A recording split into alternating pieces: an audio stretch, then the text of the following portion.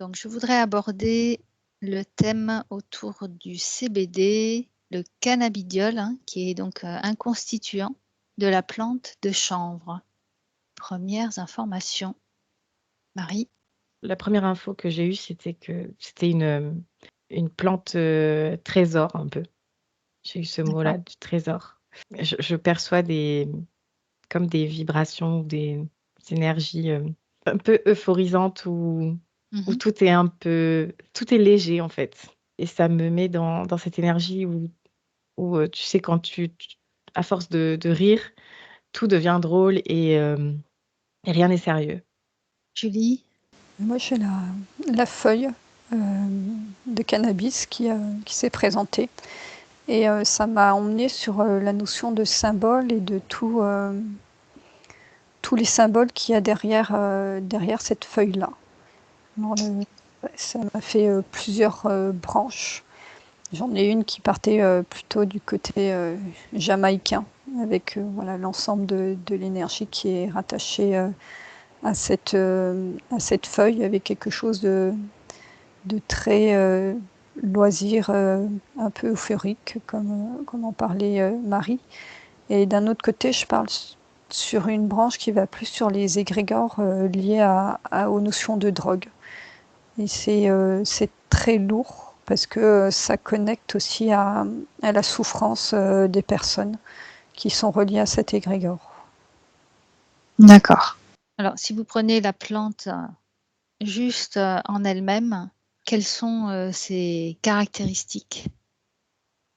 Donc, Moi, j'ai encore le mot trésor qui vient. Comme quoi, elle remplit plusieurs fonctions. Et j'ai aussi le côté médicament naturel, mais c'est même au-delà de ça. C'est vraiment un trésor si on l'utilise à bon escient et correctement. d'accord. Alors, est-ce que tu peux un peu plus creuser par rapport à cette notion de trésor? Et Julie? Alors, pour répondre à ta question, moi, ça me montre qu'il faut déjà libérer toute l'information de toutes ces croyances, connexions et passifs qui sont rattachés à l'énergie de la plante et retourner en fait voir quelque part l'énergie originelle de la plante qui apparemment a été modifiée génétiquement ou par sélection, qui fait que selon la plante qu'on observe, elle n'aura pas la même vibration. D'accord. Donc, ça voudrait dire qu'une plante modifiée génétiquement, elle sera comment? Plus pauvre ou orientée qu'une plante peut-être plus originelle? Elle sera plus pauvre et orientée. Et je vois, c'est comme si on va dire sur 100% de ses capacités, il y en avait 10% qui avaient été augmentés pour servir, là on est sur la notion de drogue, pour servir de plantes pour droguer et puis aussi pour rendre addict.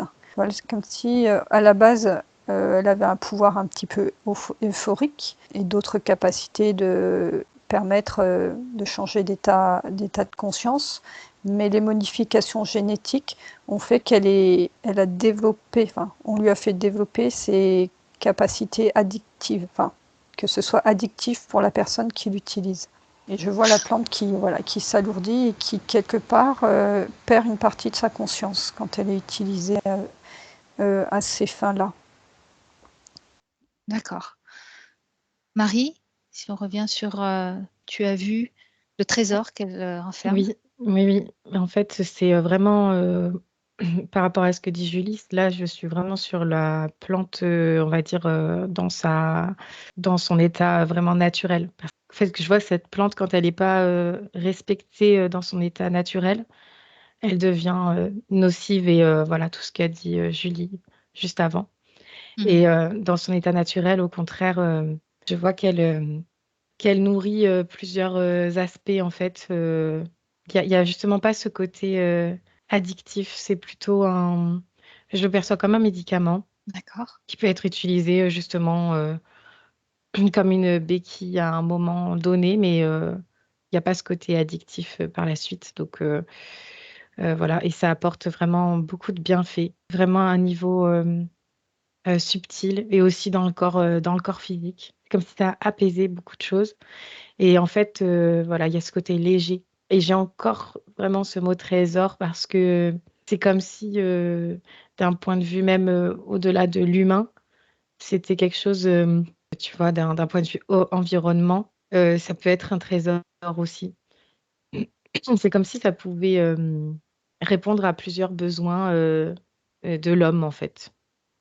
Alors, j'ai vu que justement le chanvre pouvait être utilisé, de différentes manières et pas seulement dans la consommation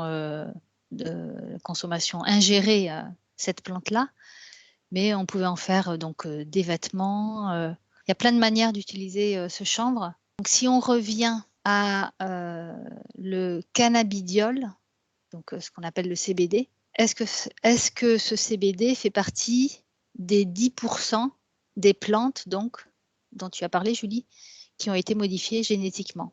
Avant de répondre à ta question, ça m'a amené déjà sur la plante originelle et ça m'a parlé de bibliothèque du vivant. Donc c'est une plante qui, sous son format originel, est capable d'informer tout son environnement de ce dont l'environnement a besoin. C'est-à-dire c'est presque une bibliothèque pharmaceutique, mais c'est trop limité comme mot, le mot pharmaceutique.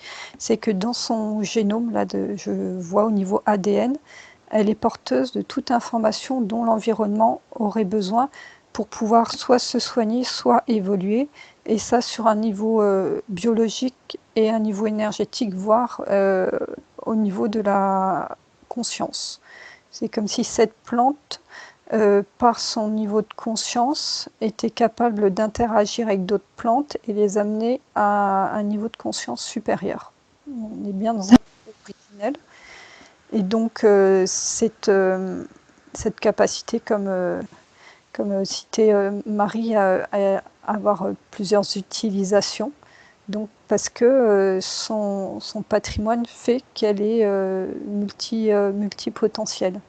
Et alors, au niveau du cébédiol, ce que je vois, c'est qu'en effet, il y a une sélection faite, on va dire, si on prend l'image d'une bibliothèque, sur un rayon spécifique de la bibliothèque dont elle est porteuse pour en tirer le côté thérapeutique. Par contre, ce que je vois, c'est que le fait d'avoir suraugmenté artificiellement cette lignée-là thérapeutique, et ça l'a fait sortir de son équilibre global. Et donc, quelque part, ça peut appauvrir l'information qui en est extraite, même si y a quand même quelque chose de pur qui en sort. Ça me dit vraiment, c'est une plante complète qui peut accompagner en fait une guérison complète et qu'on ne peut pas transformer en un médicament générique, quelque chose de tac-tac, cadré, un cachet ça va te soigner ça, ou un cachet va te soigner ça. C'est d'autant plus puissant si la personne qui le reçoit a cette perception holistique de la médecine.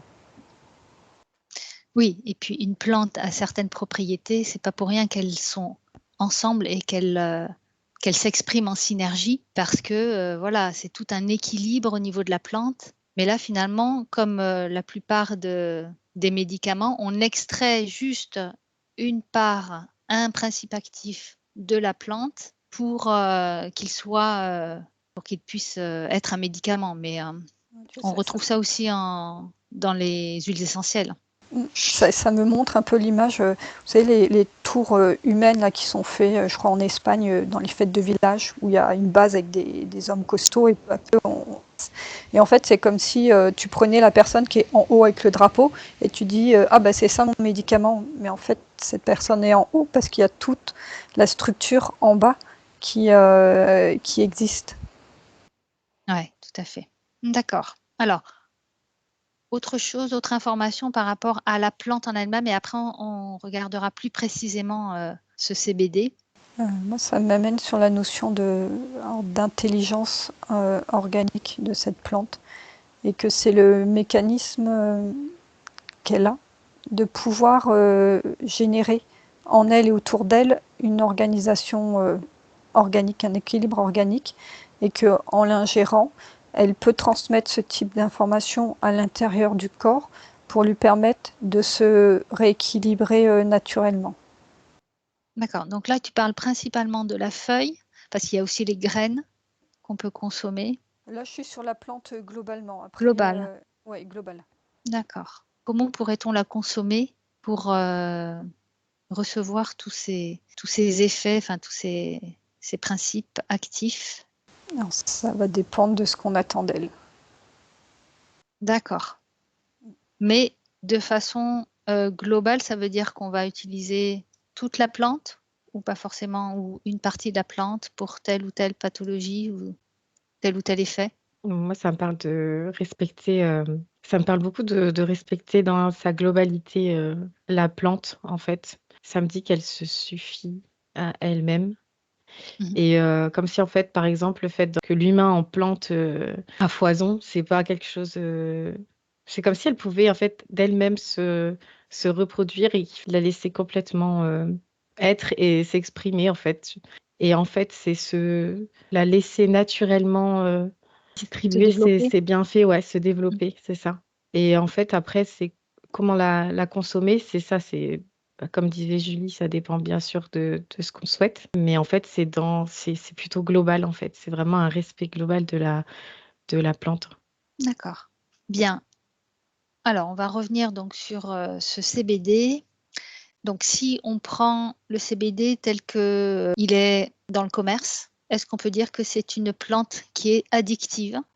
Alors, moi, ça me dit non au niveau addictif.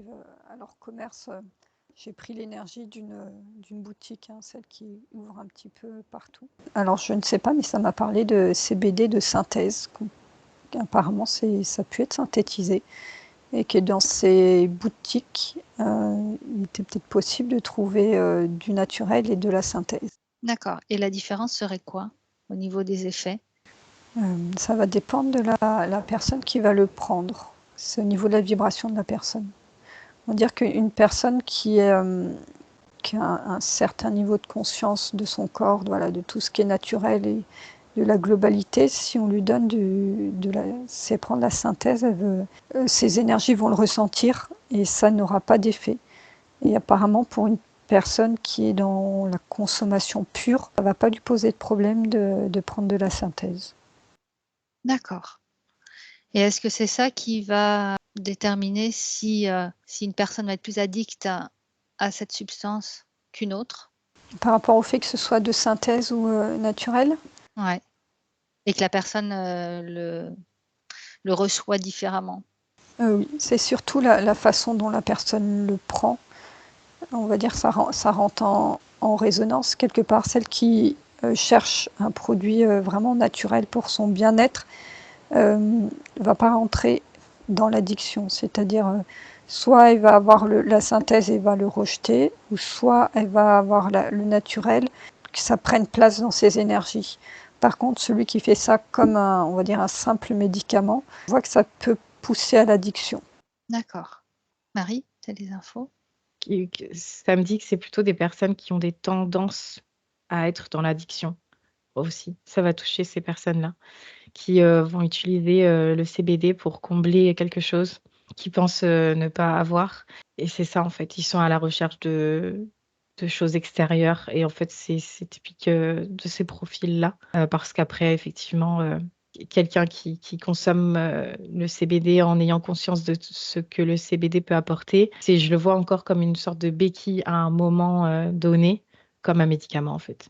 Sinon, voilà, ça peut nourrir les personnes au profil addict, finalement, c'est pas quelque chose qui va les combler parce que de toute façon, il n'y a rien qui pourrait vraiment les combler. Est-ce que ça peut réduire l'usage du cannabis? Moi, Oui. j'ai un nom. Mm. Et pareil, en fait, ça dépend des profils. Si Mmh. le profil est addict, il n'aura pas les mêmes effets de toute façon. Et du coup, c'est vraiment un effet comme un effet placebo, mais que tu sais que c'est un placebo. Du coup, ça marche pas. OK. Alors, toujours avec ce CBD qui est vendu dans le commerce, quels sont les effets sur les différents corps, donc physique, énergétique, éthérique et au-delà, s'il y a effet? Est-ce que vous pouvez regarder peut-être 2 types de personnes? Alors, moi, j'observe une personne qui serait plutôt dans la catégorie addict, qui cherche à compenser. Donc, je la vois, cette personne, avec différentes failles dans les différents corps que tu as cités. Et en fait, le fait de fumer, c'est en train de fumer, ça vient comme cristalliser les différentes failles. Ça n'a pas d'impact en fait de soin, ça n'augmente pas, mais ça ne diminue pas. D'accord. Donc ça va quand même cristalliser, donc C'est ça. empêcher par la suite aussi peut-être un nettoyage? C'est dans quel sens cristalliser? Non, ça n'a pas l'air de durer dans le temps. D'accord. Même si ça peut être sur du court terme, mais c'est pas quelque chose qui se cristallise sur de long terme. La personne arrête et prend le temps pour elle-même d'aller observer sa structure énergétique et de comprendre pourquoi elle a une grosse faille qui fait qu'elle est attirée par les drogues. Ça pose pas de souci pour faire disparaître la faille. Marie, qu'est-ce que tu as pris comme exemple? On- J'ai pris en exemple quelqu'un, donc un profil non addict. Et donc là, je regarde dans le corps physique. Donc, j'ai essayé de voir différentes façons de consommer le CBD. Donc, si c'est en le... là, je vois la personne, par exemple, qui va fumer le CBD. Il y a des effets, mais c'est comme si c'était pas la meilleure façon de le consommer. Mais ça, c'est une façon quand même. Et je vois qu'en fait, tout se pose. C'est comme si il y avait, et comme si ça ralentissait un petit peu l'ensemble de l'organisme en fait. Ça se pose, ça se détend, c'est moins crispé. Et même les muscles et tout ça, il y a un relâchement. Voilà, c'est ça, un relâchement, c'est le mot. Et au-delà, énergétiquement, c'est pareil. Je perçois que ça ralentit en fait. Mais c'est comme ce besoin ça permet justement d'être un peu plus dans l'instant. Et je vois, il y a plus de suractivité en fait. Ça pose vraiment. Et voilà pourquoi ça aide, mais c'est léger. Donc il y a pas de ce côté addiction parce que de toute façon c'est très léger. Donc c'est pas D'accord. nocif. J'observais justement la différence quand c'est fumé et ingéré.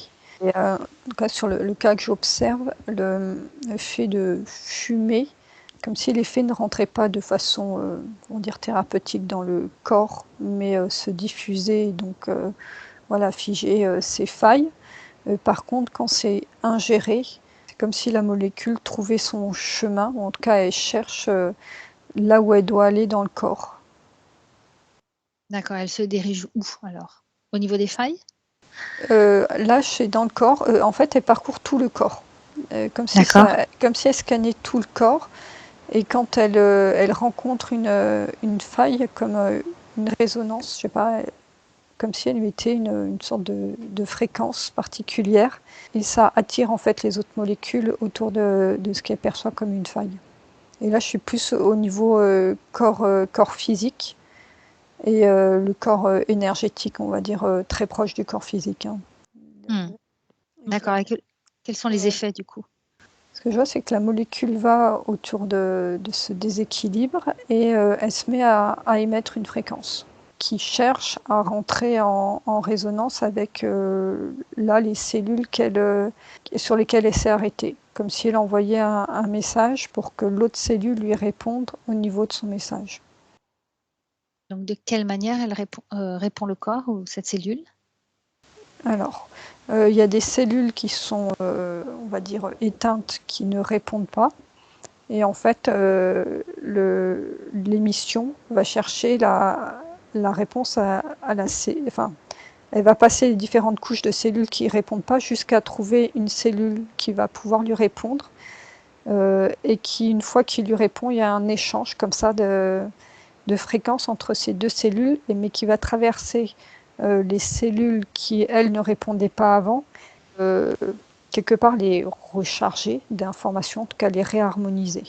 C'est-à-dire que la cellule CBD est quelque part neutre, mais comme j'ai dit, elle est porteuse de cette fréquence organique. Elle émet cette fréquence, elle rencontre une cellule saine de l'endroit où elle est. Cette cellule saine se sert de la fréquence émise par la molécule pour réinformer les autres cellules déséquilibrées. Donc réactiver finalement les cellules grâce à la transmission d'informations. Oui. Des cellules, oui. D'accord. Donc c'est un effet plutôt régénérant? Oui, c'est presque un retour à l'origine pour ces cellules, à leur programme d'origine. Donc ça régénère à l'arrivée, ça va régénérer. Ouais. D'accord. Ça fait ça dans tout le corps, dans toutes les zones du corps, dans toutes les tissus, dans tout style de tissu? Ou ça va cibler quand même certaines fonctions? Je sais pas. Non, j'ai l'impression que ça va à tout niveau du corps. Ça peut aller à tout niveau. Après, ça va aller en premier là où il y a la faille énergétique est la plus importante, en tout cas biologique. Et ça vaut donc pour une faille, n'importe quel type de faille au niveau physique et énergétique? Physique, oui. En fait, énergétique, ça va être le résultat de ce que les cellules vont faire, comment elles vont réagir. D'accord. Donc c'est quand même plutôt positif Ouais, pour comme une si personne? en priorité, ça allait, en tout cas quand c'est ingéré, ça allait dans le corps. Et ensuite, ça rayonnait sur l'énergétique. Mais en priorité, ça va dans le corps. D'accord. Donc une régénération à partir du corps physique grâce à cette substance. Donc on parle bien du CBD qui est vendu dans le commerce, hein? Oui. Ouais, d'accord. Marie? Après, tous les CBD ne se valent Ouais. pas, ce que je vois. D'accord. Bah justement, est-ce que vous pouvez regarder ça? Et Marie, si tu as d'autres infos? Non, je confirme ce que dit Julie. Je vois qu'il y a un effet au niveau du cerveau, en fait, aussi. Mais c'est le point central, en fait, tout simplement, qui dirige, qui régit tout le corps. Donc, ça correspond tout à fait. D'accord. Alors justement, je voudrais que vous regardiez les effets au niveau du cerveau, plus précisément. Ouais, moi, quand tu me dis ça, ça me ramène au mental, en fait, tout de suite. D'accord. Il y a un lâcher prise. C'est très léger, mais c'est comme si ça me dit: «Ça suffit». Pas besoin de trop, non plus.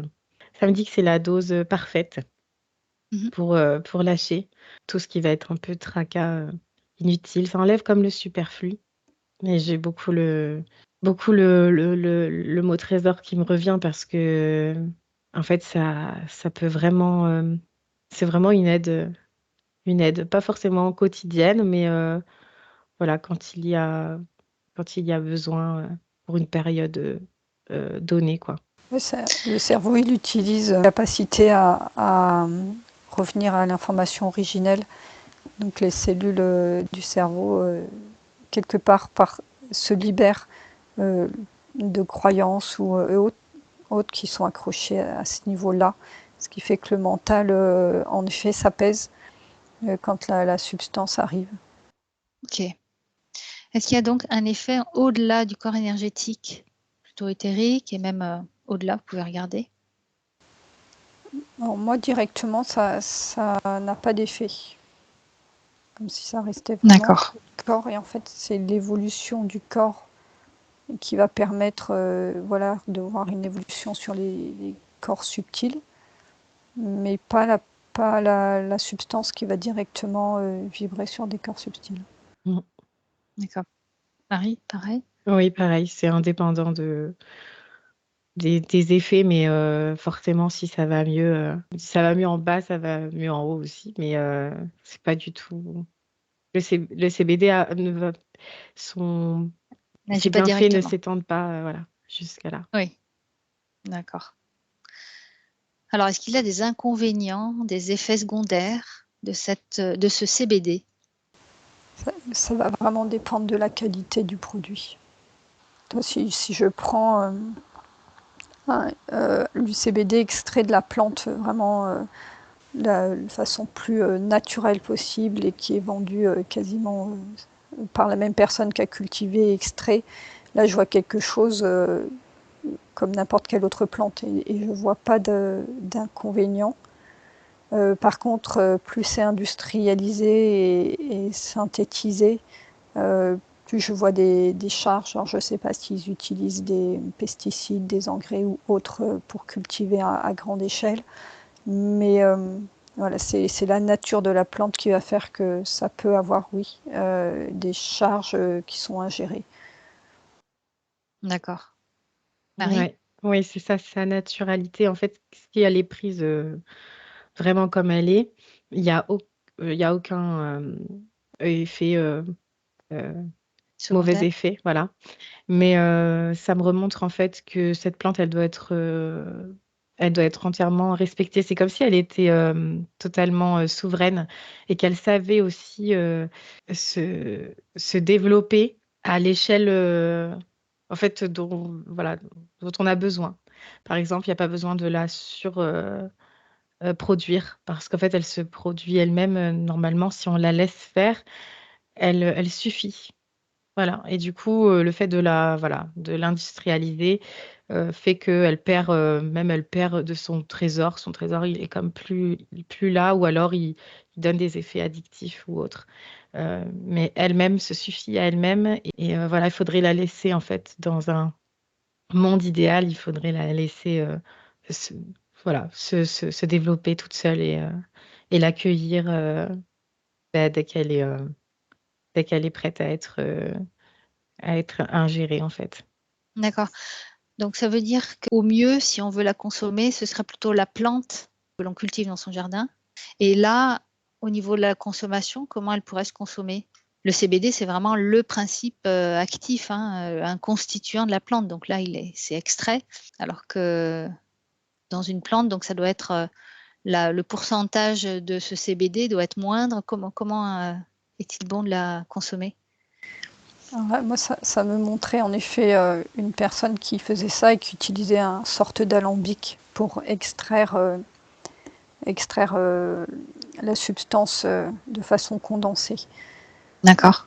Ça restait dans un circuit très, très court de fabrication. Ouais.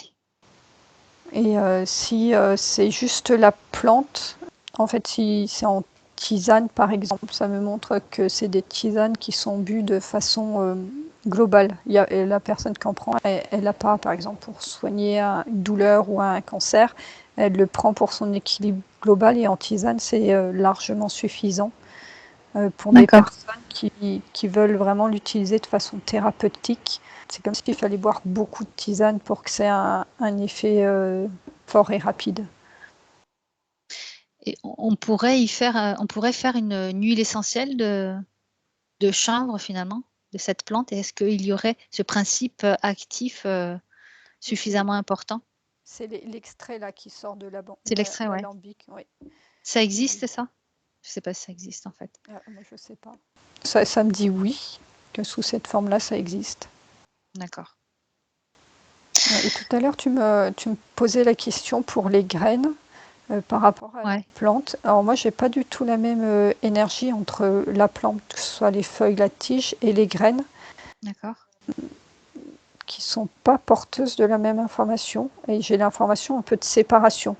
Comme si à un certain moment, surtout à la fin de maturation des graines, la plante a fait comme un rappel de son énergie pour laisser partir ces graines-là.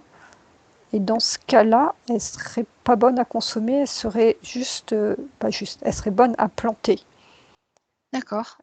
Que pour consommer la graine de façon thérapeutique, il y avait besoin de presque la cuillère ouverte, hein, je ne sais pas, ça montre jeune dans les premiers moments où elle est en train de se former. Alors pas trop jeune non plus, il faut qu'elle ait atteint sa taille optimale avant de se mettre à sécher. Ok, intéressant. Alors, maintenant, je voudrais comprendre pourquoi cette substance a été au départ interdite, ensuite légalisée, controversée aussi. Voilà, qu'est-ce qu'il y a derrière les intentions? Alors moi, j'ai interdite, parce que pour reprendre le monde de Marie, c'est un trésor. Donc il y a comme interdit et mis à l'écart le temps qu'elle soit réappropriée, en fait, Contrôler? contrôlée. Et D'accord. ensuite, il y a eu un temps où elle était étudiée par voilà, certains laboratoires. Et tout ce temps, on l'interdit au public vraiment sévèrement. En plus, ça crée au niveau énergie toute une tension autour de cette plante, tu vois, qui vient impacter quand même la plante. Et une fois que c'est contrôlé, sa production est contrôlée, on peut réouvrir sa commercialisation parce que tout le système de commercialisation a pu se mettre en place et à être entre les mains de personnes choisies, j'ai envie de dire. Marie? Tu trouves un trésor, tu veux pas le montrer pour pas qu'on te le vole, mais tu cherches à en faire des trésors, voilà, à fructifier et après de là viennent, s'ajouter des mauvaises, utilisations et des contrefaçons de ce trésor et voilà. Cette interdiction, c'est comme si autour de la plante, ça avait créé l'égrégore de peur de la plante. Bah, c'est une drogue, faut en avoir peur. Les jeunes, voilà, on ne doit pas s'en servir.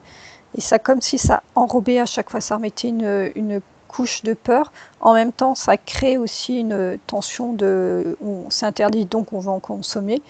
Et ils se sont servis de tout ça, en fait, pour créer un produit où ils étaient sûrs qu'ils allaient avoir les consommateurs, parce qu'il y a eu un tel interdit avant, et en même temps, on le vend. Tu vois, c'est double information, quoi, qui viennent s'entrechoquer, mais qui ont sali, en fait, toute l'énergie originelle de cette plante. Donc aujourd'hui, finalement, ce qu'on trouve, dans le commerce, est-ce que vraiment c'est recommandé? Cette consommation-là est recommandée? Alors, Enfin, pour je sais pas si c'est le commerce, bon mot, mais tu parles, on va parler des petites boutiques qui oui, voilà, s'ouvrent comme ça. c'est ça, c'est ça. Alors, en tout cas, si j'avais besoin d'en consommer, je ne passerais pas par ces boutiques au niveau ressenti. Ouais. Alors, je ne sais pas si ça existe, hein, j'ai jamais fait de recherche. Rechercher vraiment des producteurs locaux, quelque part, du producteur au consommateur, et des personnes qui le produisent en conscience. Ah oui. Ouais, moi ça montre, pareil, faudrait les prendre, comme à la source, et des personnes qui sont experts, dans cette plante-là, en fait, qui sauront te dire, comment, à quelle dose les utiliser et cetera. Parce que sinon, c'est comme si c'était, il y a trop ce côté un peu, business et c'est des personnes qui sont à peine, renseignées sur le sujet, ça serait voilà, tu peux pas l'utiliser, correctement. Mmh. Par contre, toi, j'observais le côté vraiment thérapeutique, donc médicaments. Apparemment, il y a certains laboratoires qui produisent des médicaments à base de cette molécule qui sont, voilà, qui au niveau des énergies sont plus que corrects, hein. D'accord. OK, donc on peut trouver quand même, cette substance, et qu'elle soit, on va dire saine, originelle. Bien, dernière information? Ça me dit, c'est une plante qui s'accueille avec le cœur. Aller à sa rencontre avant de la consommer Mmh. et aller à la rencontre de ce qu'elle veut nous transmettre.